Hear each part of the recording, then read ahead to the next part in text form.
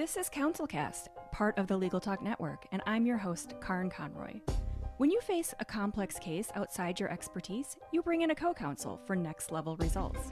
When you want to engage, expand, and elevate your firm, you bring in a marketing co-counsel. In this podcast, I bring in marketing experts who each answer one big question to help your firm achieve more. Here's today's guest. You are going to love this podcast episode. We are going to talk about entrepreneurship, neuroscience, and how to turn words into wealth and launch as a thought leader. I'm Aurora Winters, and I'm today's guest, and I am the author of Turn Words into Wealth, Thought Leader Launch, and a half a dozen other books. And I'm a successful serial entrepreneur who has grown several seven-figure businesses in completely different industries. So perhaps I know a little something that could be helpful for you.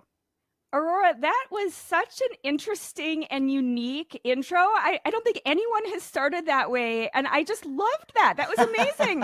Thank you for that. Usually people start, and honestly, I feel like there's just in the intro alone, there's a lot that we can kind of talk about and unpack there. But I'd say 98, 99% of the time, everyone starts with themselves. I'm so-and-so, and this is why I'm important. And, but you started more like speaking to that listener. That was so cool. I love that. And well, I am a media coach. There's like everybody starts their talk with their name and people zone out. Like, what's in it for them? You got to tell people immediately the value that is going to be exactly provided. Like, why am I listening to you? Let's start with that first and then tell me who you are. Exactly. And honestly, I'm going to come back to this probably a handful of times in the episode because I think that's a mistake so many people get wrong in a lot of different executions. So we'll come back to that. But the title for the show today is How Can Neuroscience-Driven Messages Improve Your Engagement?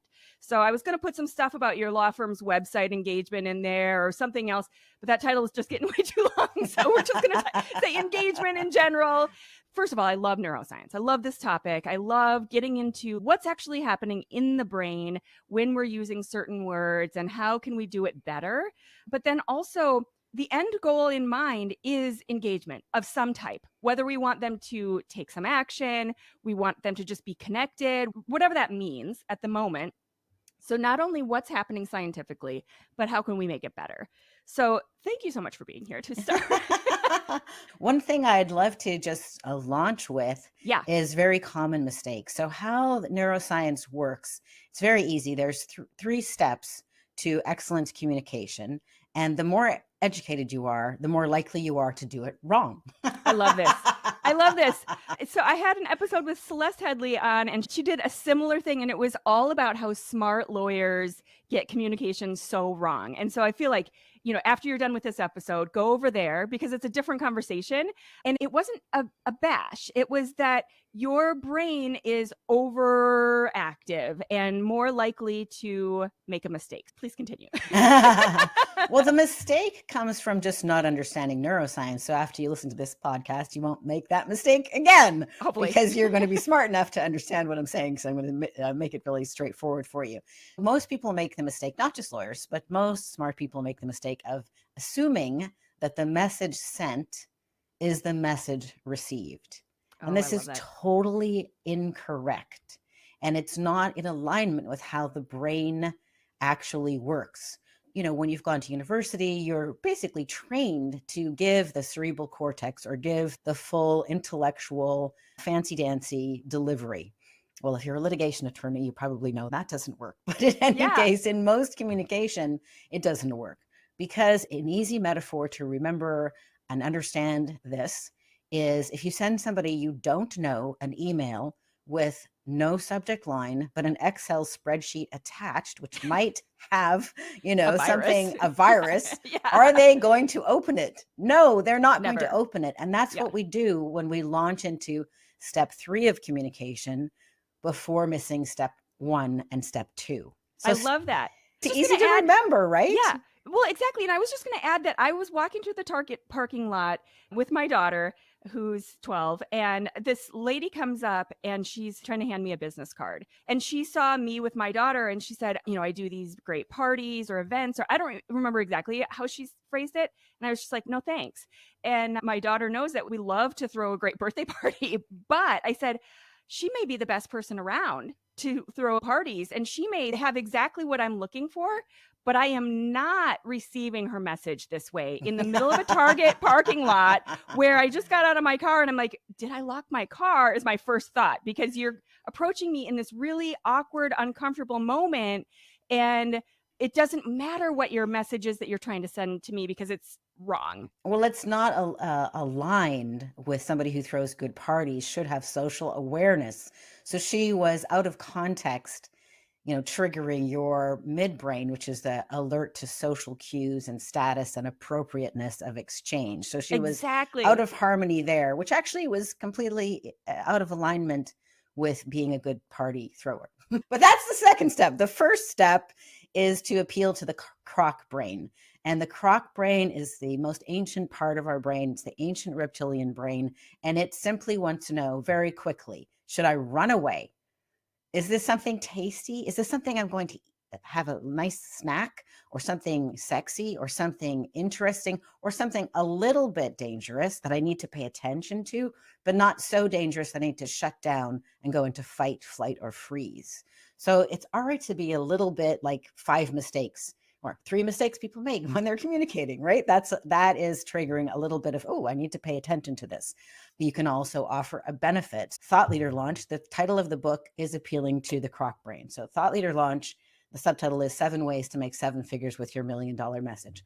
All of that is croc brain. Or this other book, Turn Words into Wealth, Blueprint for Your Business, Brand, and Book. You know what category I'm promising turning words into wealth. That's right. Croc brain. Oh, well, look at the awards on this book.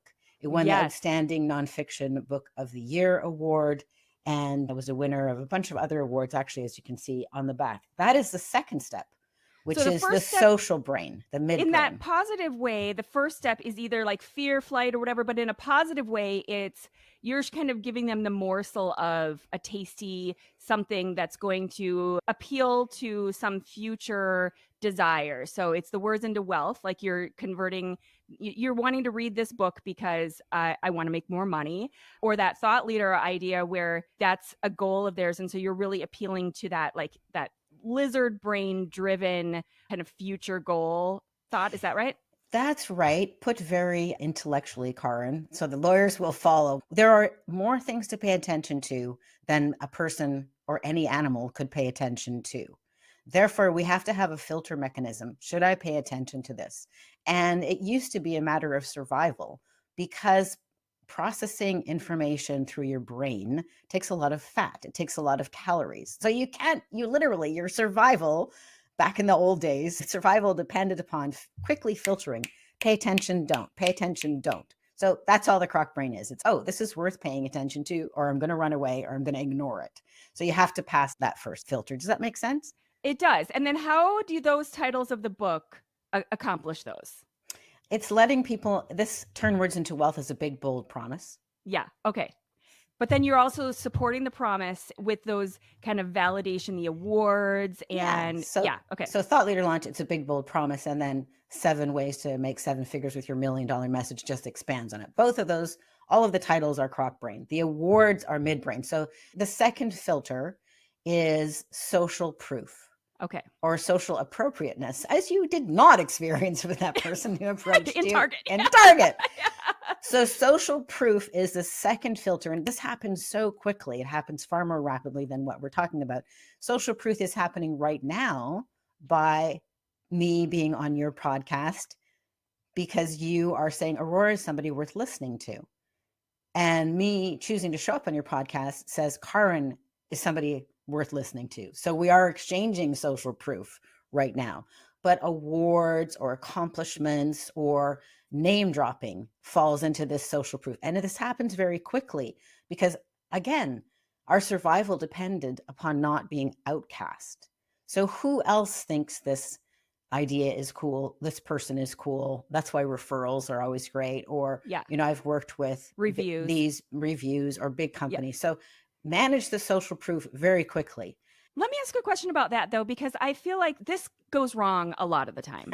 And they lead with that. So the first thing you see on, my brain goes to a website, first of all. And the first thing you see is either the reviews or worse, in my mind, all these dollar signs. And they think that is the social proof of we've won this many millions of dollars for our clients. This kind of a case won us $10 million and, whatever. Or they lead with all of the logos of the media placements they've had. Why is that wrong? And why should you not lead with step 2 as you were describing? Well, here we definitely have to give a shout out to your detailed, wonderful article that you wrote, How to Write an Effective Attorney Bio, which you go into depth in it on conroycreativecounsel.com, and then find the article, How to Write an Effective Attorney Bio. Yeah. Well, I don't like to use the word wrong, but it's maybe suboptimal because why you need to first answer the question, why should I care? And also, it's a little bit tricky with money. Actually, if you think in ancient times, and if you were a crocodile, or if you were just a human being 500 years ago, money is very abstract. Money is not solving a problem or life. It's not something to eat. It's not something to mate with. Money is intellectual. It doesn't actually resonate as strongly as you might think. So I'll share in a minute, I'll share a simple solution to that, which is how you frame the result. But first you have to tell a story about it. And then when you do it in the hero's journey story structure, which I'll share in just a sec, it will make it much more meaningful and valuable. So I think the reason why that generally doesn't work is you haven't engaged enough. What's in it for me? Why should I care? And it can be off-putting if you think the person that you're dealing with only cares about money, because then they're not going to see you as a human being or as somebody whose problems should be solved, but they're going to see you as somebody to rip off. Yeah, right. Exactly. Right. All right, let's finish the third step, and then we can go on. Step 1 is the lizard brain and appealing to that sort of base core need in your brain. Step 2 is supporting it with social proof. And then step 3. You don't even necessarily have to support that particular outcome with social proof. You just need to be somebody that other people think is all right. And then the third step is to deliver your message. So then you have the opportunity to deliver the core of your message to the cerebral cortex. But you need to do it in small chunks, as we're doing in a podcast, as you would do in a conversation, instead of 11 minutes about me and then you get to say something. And there is a reason, there's a neuroscience reason that most TED Talks are 20 minutes or less. The brain can really only listen attentively for a maximum of 20 minutes. Then the brain gets tired. Then people are just waiting to talk. They're not really listening, which is kind of different. I want to hear what you have to add to that, and then I can deliver the promised hero's journey structure. So the third, the message, which is what most people think they lead with. So most people are kind of getting this upside down, right? Like they start with either, or maybe just completely discombobulated. They start with maybe some of those dollar signs, and they, especially on their bio pages, they're starting with where they went to law school and lists after list of the cases they've gone through. Sometimes we'll have the list so long that we have to kind of have an expansive section that, goes on and on. And then they think about the social proof sort of section, and then they may think about the message. But then that's where it gets confusing and they can't quite figure out how to pull it all together. Because I think part of the reason is they're doing it backwards. But so if you do it in this sequence, then how do you provide the message on the homepage so that it follows the right sequence in the way you're describing? Well, you're quite right to emphasize sequence, because the sequence really does matter. So I'll teach a couple of story recipes or communication hacks that people can learn from just listening to this podcast. And then they can do it themselves. And if they want more help and they want one-on-one media coaching, they can contact me and we can go from there. So my favorite one, my background is a film and television writer, producer, and I'm award-winning screenwriter and award-winning producer. So I like movies and books. And the hero's journey is the most classic structure that you see in most movies. We are drawn to that structure because it's so engaging and it's so meaningful. But this is a very easy structure and anybody can do it. Yeah. So I And recommend. you see it in every Disney movie, especially, and it's so just very blatant. And it's just this recipe for every kind of story told for, before Disney. Right. So if you have made a lot of money for your clients, for example, see if you can use this structure to tell the story of it, or use this structure to tell the story of other cases, or even your own story. So always see, can I fit this into the story structure of the hero's journey? Because that is one of the most powerful ways to tell a message. And so And to be rather clear, than, who is the hero in the story? Is it your client or is it you? it's probably you.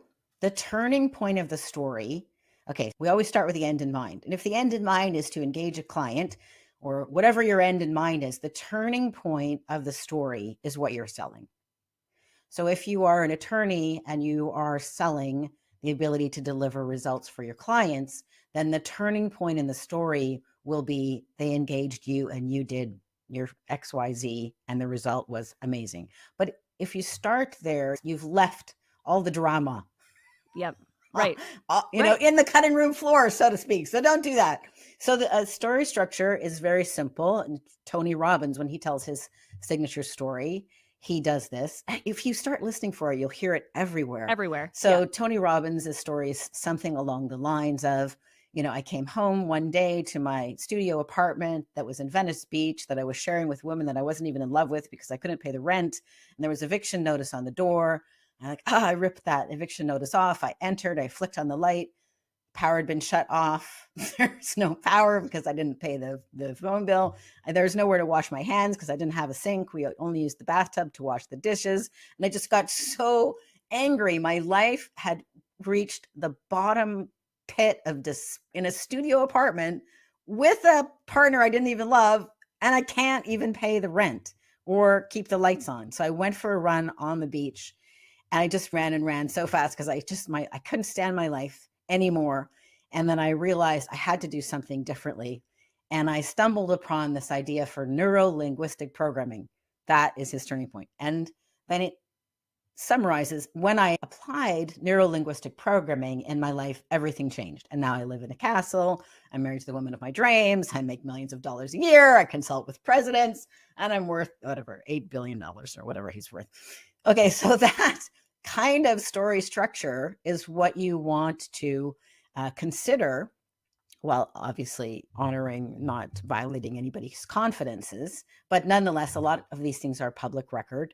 So can you consider can you tell the story that way? Can you tell your own story that way? Can you tell your client stories that way? And can you have several stories with different turning points, but the different turning points might sound like, oh, and then the day I hired whatever your name is, changed the John thing. Smith. Yeah. Yeah. Right. Or when I had been dealing with this problem and it got worse and cost more and more money and we were going to go bankrupt. And then we did X, with your law firm. And the result was, the other mistake people make in this story is they go from the turning point and then they go on a long explanation.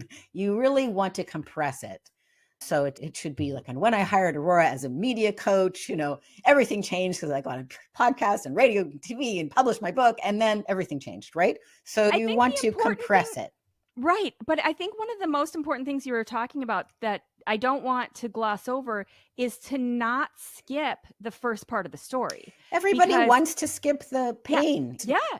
Well, there's some song that says, let's skip to the good part. And the good part, as far as your message goes, is before that, about how you can connect to them in this moment of need, because that's what they're reaching out for you. If they already have got to the good part, they don't need you. And they're not doing the search, and they're not kind of reaching out and thinking about how they need you. And so if you skip over that, then there's no connection there.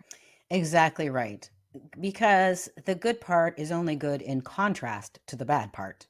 Right. And, as entrepreneurs, as lawyers, whatever you do, we solve problems. So the solution without the problem is only half of the equation. You need to describe the problem and also agitate the problem, which means make it more clear. What are the costs and consequences to your client of not having that problem solved. Who is suffering? The client is suffering, their business is suffering, their wife is about to have a nervous, or husband about to have a nervous breakdown. Yep. All the stakeholders in this equation. Paint the picture of the costs of the problem so that when you solve the problem, then you can, in contrast, paint the wonderful contrasting solution, problem solved. I was just, as you were saying that, I was just going to say one of the best examples I have seen in, the many years I've been doing this is a criminal defense attorney that I used to work with. And she did, it's high stakes issues, right? And her messaging was all about, I understand what's at stake. And it was, you may lose your immigration status, you may lose your family, you may lose, and she phrased it in a way that I understand what's at stake. I've done this before. I can, help you through this. But it started out with, this is what's at stake. Yeah. And in a very kind of serious and bold way. But then you move through to, basically, I've got your back. I've done this before. I've got the experience to do this. And I felt like that was a masterclass in kind of expressing it in the right way, because in that practice area, it can very easily go real dark and real wrong, where I've seen, police tape and handcuffs, and, they're all just kind of talking about, the way that it can be done in the way that does not appeal is just focusing on those real bad moments instead of the outcome. Well, everybody likes to feel understood. We want to deal with somebody who has humanity as well as expertise. So that example is a beautiful example of creating empathy, creating connection, creating a bridge of understanding. The thing one needs to be careful about is never to shame the person. So your example of when some go too far is probably triggering shame. So you don't want to say it or express it in images in a way that would make somebody afraid or ashamed to put their hand up and say, that's me. Right? Yeah. Okay. All right. So what are let's talk more specifically about the messaging and how we can, take those stories and those examples that you were describing through those 3 steps to actually make it really work for, whatever the goal may be, whether the goal is to, maybe it's a branding goal, but usually it's some kind of a conversion, whether it's, a phone call or whatever. How can we take these ideas and the neuroscience and translate them into our messaging so that it's just working better? Yeah. Well, a couple of things on that. Translating it so it's working better, I would recommend data. So analyze what you're doing and, track and measure what worked, which is very easy to do if you're promoting any posts on Facebook, for example, or Meta or X. You can track and measure results. So, for example, you want to leverage the croc brain with something short and snappy. So a story is not necessarily short and snappy. You could call it the problem. You could also use a myth bust. Here's another little recipe that I can give you. So the myth is X. The fact is not X is a great recipe. And it's very catchy, because if you say a myth that is common, I don't know. The myth is that a lawyer costs too much money. The fact is a bad lawyer costs too much money, or whatever. Oh, I love that. Yeah, that's great. Yeah. And then they're like, oh, wow. And then I'll, click to find out more. A myth bust is a great thing to do. Or another little short recipe. I mean, I've got lots of recipes in the book Thought Leader Launch, as well as in the book Turn Words into Wealth, but these ones are easy enough to share quickly. Another one that really works in marketing is how to do X without Y. So how to X is a desirable result, without Y. So in my case, it might be, how to write a book without actually typing a word.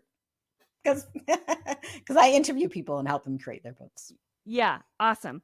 Okay. All right. So let's go back to the neuroscience of it. How do you take that message then and make it really stick in the brain so that now they're not looking at your website or your, ad on Facebook or Meta or wherever, but they're all of a sudden, maybe a week or a month or however long in the future, realizing now that thought has become a need. And how do you make it so it pops back up in their brain more easily? Stories are the strongest way to do that. The hero's journey story structure is the most powerful way to do that, but there are other story structures to do that. A common mistake is to assume that data is memorable. Data is not memorable. People remember stories. So I'm going to tell you a data point that you might remember, but the value of adding a story to anything is shocking. There was an experiment done. They put 100 objects on eBay with a story or without a story. Same objects, just they added significance with a story. And the result was that with a story, the object sold for 27 times more. Oh, I love 27 that. times more. That's the value of a story. Well, and especially eBay, because I feel like that's such a marketplace where you've got the comparison. You've probably got the exact same object, whatever it is, as you're scrolling through.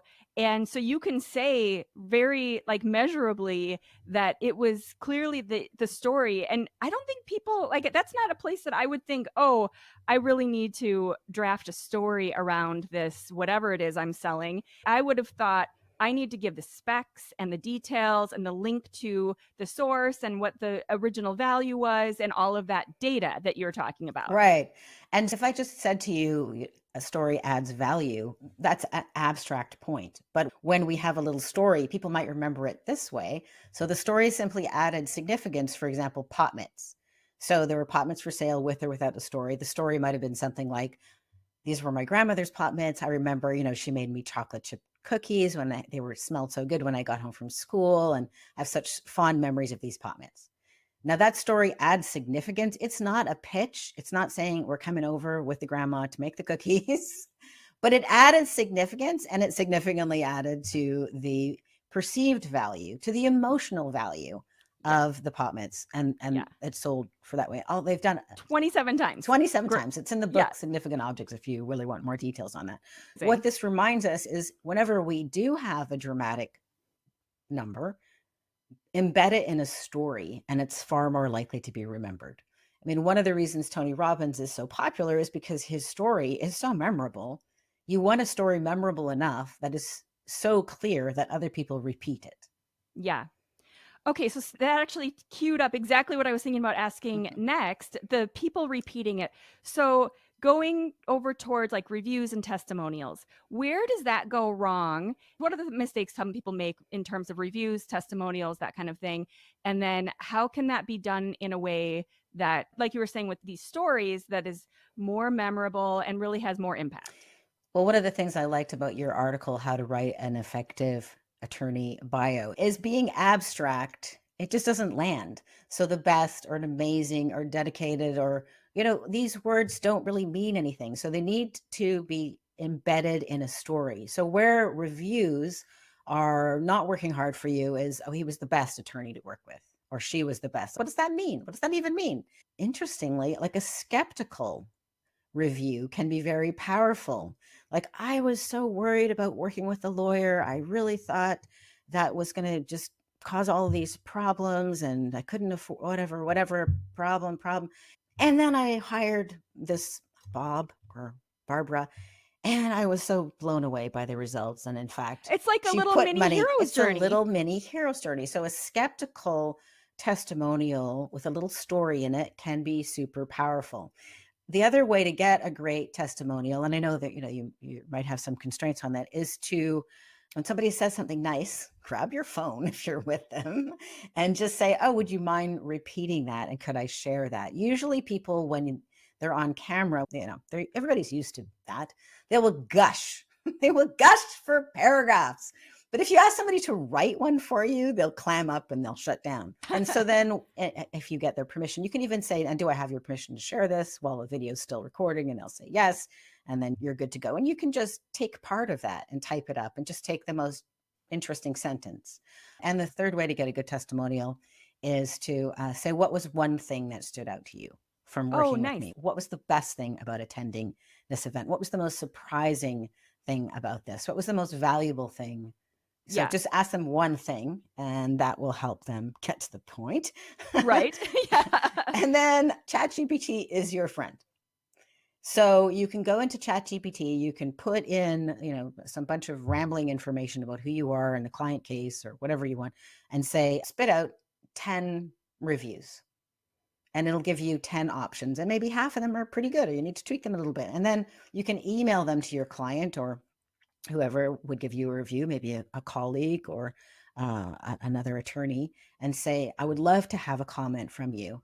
You can say anything about working together, but here's a start. Feel free to modify or write something else. And most people will just go, oh, thanks. Because then it takes it to a 5-second job instead of a 5-minute job. Or Exactly. One question about the first suggestion you had in terms of like the mini hero's journey.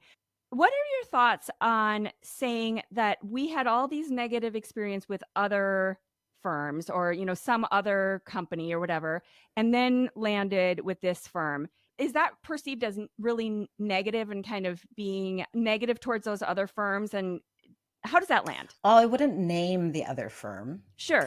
Yeah. Yeah, no, definitely not. But to say we tried this firm and it didn't work, and here's maybe a reason or two why. From a neuroscience point of view, that is a great testimonial. Okay, great. Okay. I can only speak as a neuroscientist and communicator. I am not an attorney. Right. No, absolutely. Yeah, definitely don't use names, but just to say, we tried this and had a problem with X, and we tried a different firm, not named, and had this other problem. And then we landed with this firm and it was amazing. And, here's the reasons why. But with testimonials in general, the more you tell, the more you sell. So it's not good to put from a happy client. It would be better to say from Susan.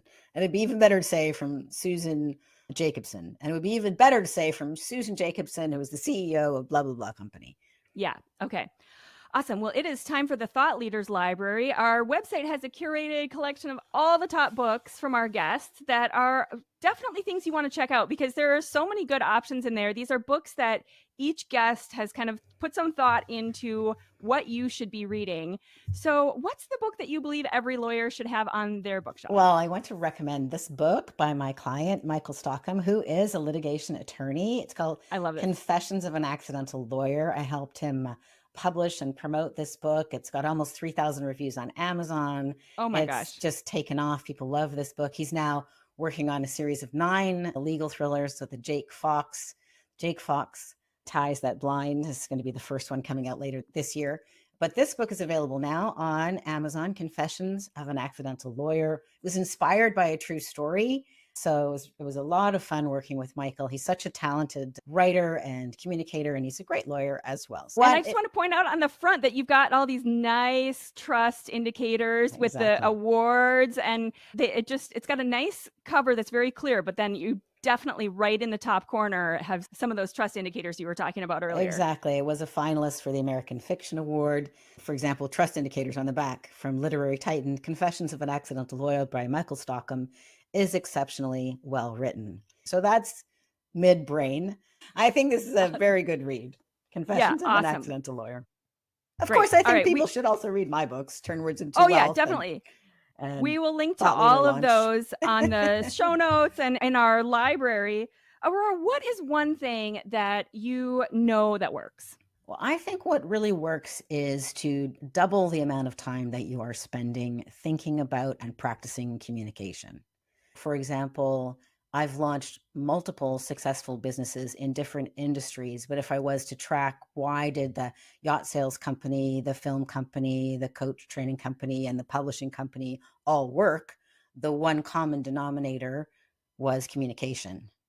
So Steve Jobs practiced for 3 weeks before an Apple launch. So don't be telling yourself you're too busy to double down on communication, because it's the most valuable asset you have is how you communicate. And I want to give everybody a 90-day challenge that's aligned with that. I think this will change your life if you do it. So read every day. It could be for 5 minutes. Write every day. It can also be for 5 minutes. And then once a week, review what you have written and what you have read. And just notice that if you keep complaining about the same thing, maybe you should stop complaining about it, just accept it, or change something. So, and reading is so valuable. You learn things, and the more you learn, the more you earn. So that's the 90-day challenge. Do that for 90 days and then let me know how your life changed. I can't tell you how much I agree with that. Reading is a major part of my life. Obviously, I have this whole book review section because it's like one of my main kind of core philosophies in life that this is just how we connect as humans. Yeah. And you have experience as a human that you couldn't possibly have ever had, reading a book about some, fictional person from 300 years ago. That's just not going to happen in your lifetime. So getting inside that experience in the brain and kind of, really having the visual understanding of that is, you're not going to experience that in any other way other than reading. Yeah. So not to mention all of every other topic that could possibly be out there that is going to just expand your life and your brain and your human experience. So yeah, I do think though that we go through phases in our life. Like when I had young children, my brain didn't have space for that. So I had to retrain my brain, and I literally started with the 5 minutes. So, there's a million habit trackers out there. Start with 5 minutes. You're never going to only read for 5 minutes. Let's just be real. It's like exercising. You just say, I'm going to show up for 5 minutes. And then all of a sudden you're like into some, part of a chapter, and you're like, okay, maybe 3 more minutes.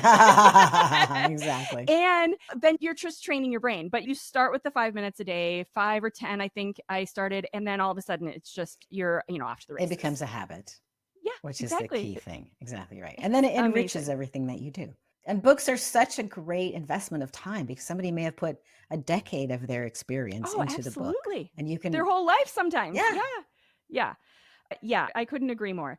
I also have a big, if people get me started about libraries, and I do everything on a Kindle, which I started during COVID and I was opposed, but I don't spend money on my books either because I read way too many. And so I love the libraries. Libraries are great. So coming back to the episode, what's a big takeaway that you'd like everyone? I mean, we covered a lot of ground here. So what's a big takeaway and a memorable piece of valuable information that you'd like people to get just from this episode? I would love people to just the next week pay attention to the words that are coming out of your mouth and how other people are communicating. Just witness it. Don't necessarily change anything, but just notice, because if you are bored while you're talking, probably the other people are too. And maybe you have an awareness, oh gosh, Aurora told me not to start with step 3, and I just started with step 3 again. The person has no clue what's in it for them. I haven't delivered any social proof, and they're glazing over, and I spoke for more than 20 minutes. Okay, those are things that are X-nays from a neuroscience point of view. And then after you've observed that, also notice when you pay attention to videos or to podcasts or somebody's communicating, and see, oh, they did a myth bust. Oh, they did a hero's journey. Oh, that was a signature story. Oh, that was a problem, agitate, solve. Oh, I see the structure. I can do this too. And then after you've done that for a week, choose one of the things that I've suggested, maybe the myth bust. That's easy. And just do one every day. Do a myth bust. Yeah. Spend your 5 minutes of writing doing that. Exactly. And I feel like this comes full circle, because this comes back to your intro and how you started with that. You started not saying, I'm Aurora Winter, blah, blah, blah. You started by saying, you're going to want to listen to this episode, and here's why. Yeah. And then you gave a couple sentences about that, and then introduced yourself, which is the recipe. That's the recipe. That's it. That was perfect. So what you need to do, I feel like, is rewind this episode, go back to the first 2 minutes and listen to that again. Thank you for that, Karin. That little part. There you go. And so it doesn't take more time to communicate more effectively, but it takes an awareness of what is the neuroscience of it. And most of your listeners are really smart, really educated people. It's not their fault. They haven't studied neuroscience, but read Turn Words into Wealth, or read Thought Leader Launch, study neuroscience, and maybe you'll 27x your income.